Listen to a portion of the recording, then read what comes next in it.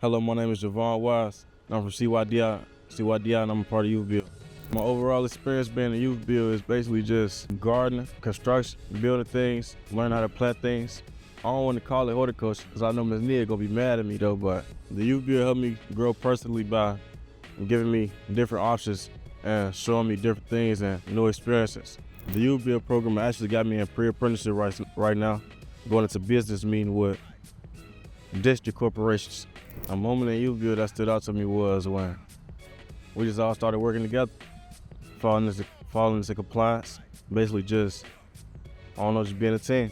Some of the skills that I gained that I didn't have before was going through a process of learning, having to read a whole booklet, and basically just watch videos and continue learning about OSHA 10 and getting an OSHA 10 certificate. My plans after high school is going to college and working into a trade for 2 to 3 years, then probably going into an actual trade business or just being an entrepreneur.